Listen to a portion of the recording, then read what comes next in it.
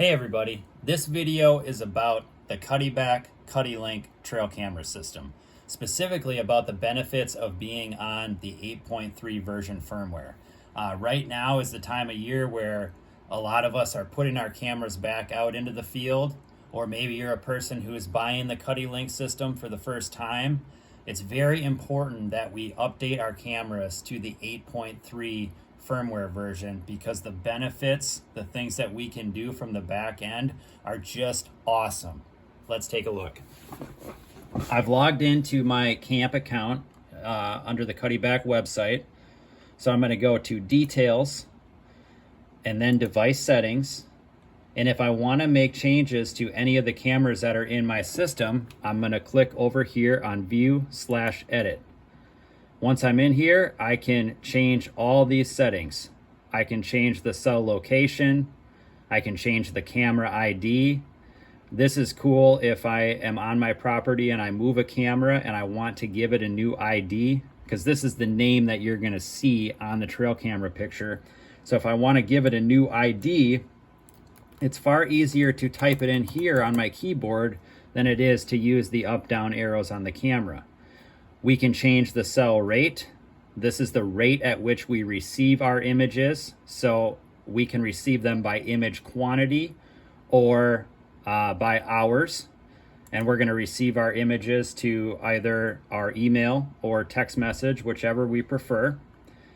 We can decide how many times per day we want to get our cell report. We can get it 1 time per day or up to 4 times per day. We can decide what time we want to get our cell report. So maybe I'm a person that works 8 to 5 and I want to view my cell report at 7 a.m. every morning. So I'd come in here and I'd go 6 a.m. to 6:59, and I know that I would have my cell report by 7 a.m. and could look at it every morning before work and see how my cameras are performing. Scrolling down here to camera settings, the options we have are easy, advanced, surveillance, prime time, and off. Under easy, we can change the camera delay, we can change the LED power, or we can change the aspect. Under advanced, we have a few more options as far as changing the camera delay. We can change the delay during the daytime. We can change the delay during the nighttime. So I could tell my camera to take pictures every 5 seconds during the daytime, but have it take pictures every 15 seconds during the nighttime. Right now I have this camera set to 30 seconds because I have been getting a lot of pictures on this camera and pictures of the same deer, and I just wanted to slow it down a little bit. We can change the LED power. So we can change the LED power between close, far, or field. I have always kept, well, I shouldn't say always, but now I keep all of my cameras on close because I found that a shorter duration of LEDs leads to a more crisp picture. We can change the aspect between full and wide. Now, this is a setting that I personally have never messed with. Full is the default, and that's what I have always kept my cameras on. I'm going to change this back to 30 seconds here because that's what I'd like it to be on. The next option we have is surveillance mode. So maybe I want to put a camera on the edge of my property where I think I may catch a trespasser, and I put my camera in surveillance mode where it's going to take pictures as fast as possible and send the pictures to me as fast as possible. The next option is prime time.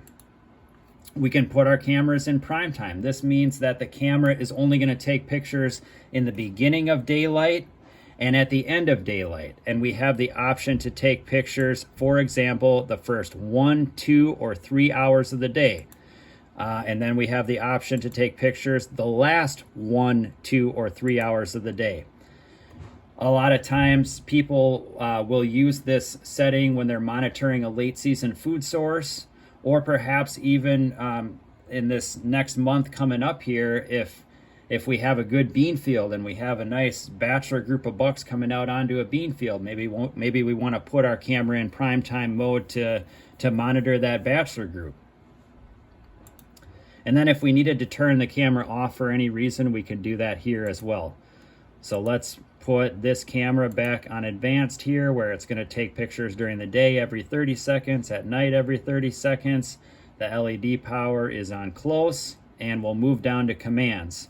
Under commands, we have a take picture command, and we might want to do this if we notice that we have a camera that hasn't taken a picture in a couple days. So we can force a picture, and the next time we get pictures sent to us from the home camera, the next time, or perhaps the time after, we should get a picture from the camera that we made the command to take a picture, and then we'll know if that camera is working.